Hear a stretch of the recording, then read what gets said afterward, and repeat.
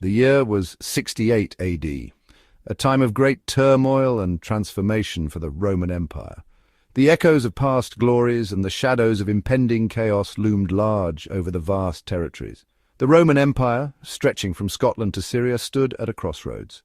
Its vast expanse was both a testament to its power and a challenge to its stability. The sheer size of the empire made it difficult to govern, and cracks were beginning to show. Decades of emperors had left their mark, and the political landscape was crumbling. Corruption and decadence had seeped into the very fabric of Roman society. The once unshakable foundations of the empire were now riddled with decay. Tiberius, Caligula, Claudius, Nero, names synonymous with excess and intrigue, their reigns were marked by scandal, extravagance, and a relentless pursuit of power. Each emperor, in his own way, contributed to the growing instability. Each emperor contributed to the growing unrest. The people of Rome, once loyal and proud, began to question the legitimacy of their rulers. Civil unrest became a common sight, and the streets of Rome echoed with the cries of discontent. The empire was a powder keg of discontent, primed for ignition. The tension was palpable, and it seemed only a matter of time before the simmering discontent would erupt into open rebellion. The legions, once the backbone of Roman might, were disillusioned. Years of constant warfare and political manipulation had taken their toll. The soldiers, who had once been the pride of Rome, now felt abandoned and betrayed by their leaders. The common people, burdened by heavy taxes, grew restless. The weight of the empire's financial demands pressed heavily on their shoulders. Markets buzzed with discontent, and whispers of rebellion spread like wildfire. The stage was set for a tumultuous period in Roman history. The grand theatres and forums, once places of celebration and debate, now bore witness to the growing unrest and the brewing storm. The revolt of Galba and Vindex would prove pivotal, exposing the empire's vulnerabilities. This rebellion was not just a clash of arms, but a confrontation of ideals, a struggle for the very soul of Rome. The events that followed would reshape the course of history.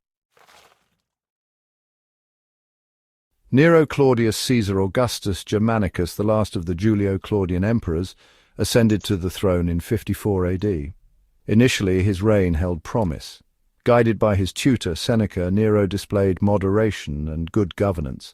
However, this stability was short-lived. Nero's extravagant spending drained the treasury, forcing heavier taxes.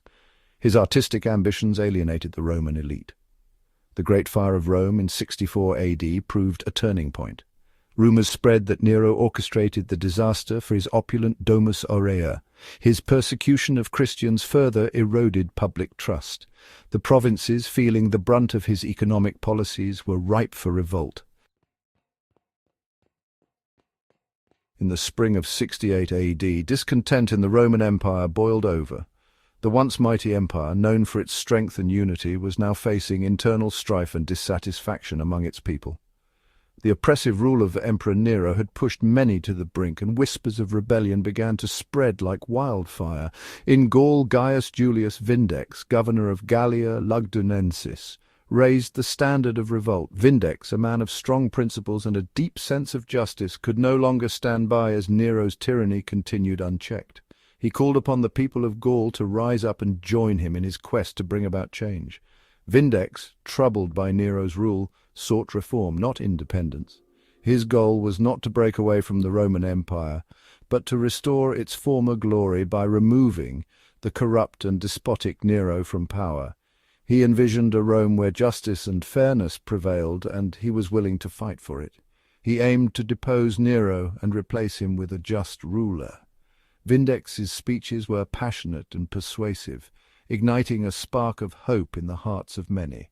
He promised a future where the people would no longer live in fear and oppression, but in peace and prosperity. His rallying cry resonated with many in the provinces.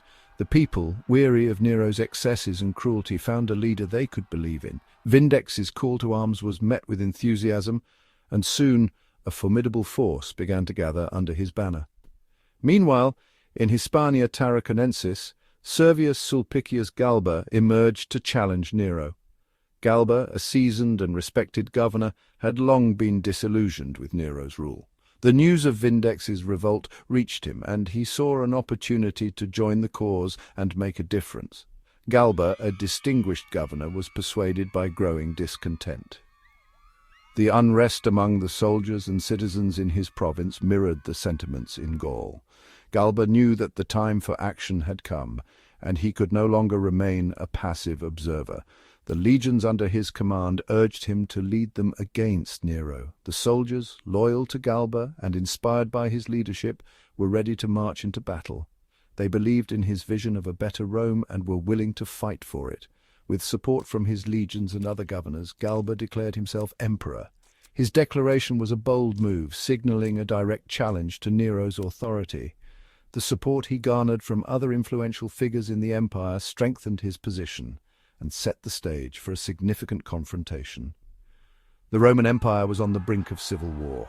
The actions of Vindex and Galba had set in motion a series of events that would lead to a dramatic and bloody struggle for power. The fate of the empire hung in the balance as these two leaders took a stand against tyranny, hoping to restore justice and order to Rome. The year 69 AD would be etched into Roman history as a year of chaos and bloodshed.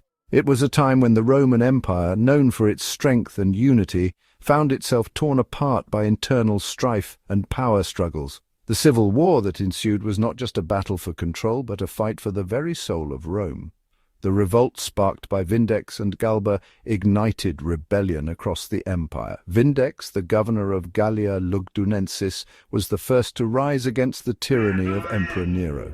His call to arms resonated with many, including Galba, the governor of Hispania Tarraconensis, who soon joined the cause. Legions clashed, emperors rose and fell, and Roman society unraveled.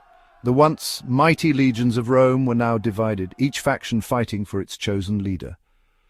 The streets of Rome and the provinces were filled with the sounds of battle, the cries of the wounded, and the chaos of war. Vindex's rebellion, initially supported, was short-lived. Despite his initial success, Vindex's forces were no match for the legions loyal to Nero. His dream of a free and just Rome was crushed in a matter of months. In a clash near Vesontio, Vindex's forces were routed, and he took his own life. The battle near Vesontio was brutal, with heavy casualties on both sides. Vindex, seeing the hopelessness of his situation, chose to end his life rather than face capture. Galba, undeterred, marched his legions towards Rome. With Vindex gone, Galba became the new hope for those who opposed Nero. His march towards Rome was a symbol of defiance and determination. Nero, facing overwhelming opposition, committed suicide on June 9, 68 AD. Nero's reign of terror came to an end as he took his own life, leaving a power vacuum that would plunge Rome into further chaos. Galba entered Rome in triumph but faced resistance from the Praetorian Guard. His entry into the city was marked by celebrations, but the Praetorian Guard, loyal to their own interests, soon became a formidable obstacle. His attempts to restore order were met with resistance. Galba's efforts to bring stability to Rome were thwarted by political intrigue and the ambitions of other leaders. The people of Rome, weary from years of turmoil, were skeptical of yet another ruler. The empire plunged deeper into turmoil. The year of the four emperors had begun, and Rome would face even more bloodshed and uncertainty before finding a semblance of peace.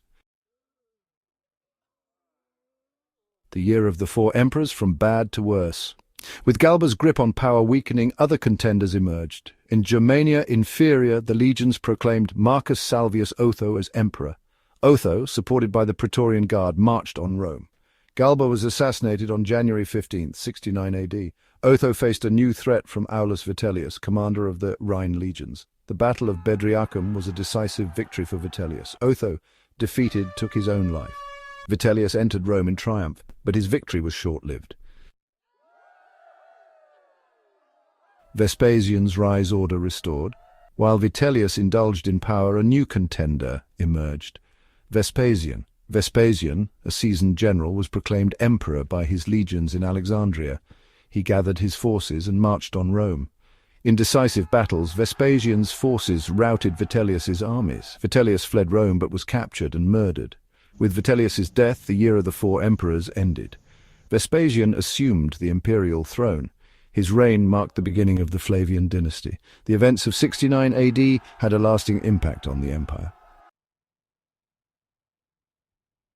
The Flavian dynasty, a new hope, Vespasian set about restoring order to the war-torn empire.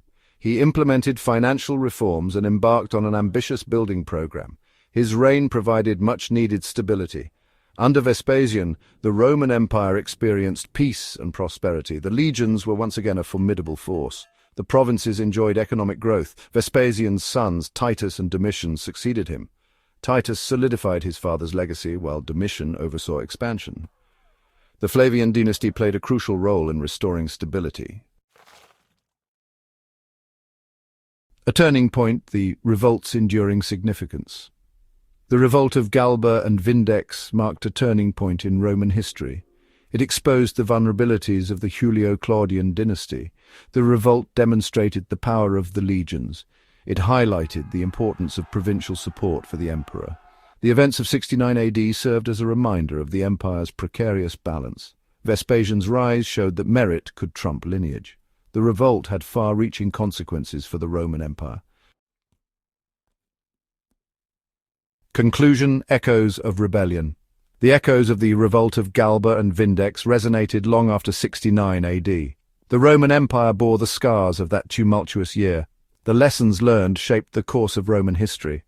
The revolt highlighted the balance between power and responsibility. It emphasized the importance of unity and stability. The legacy of Galba, Vindex, and the Year of the Four Emperors lived on. The revolt remains a crucial chapter in Roman history.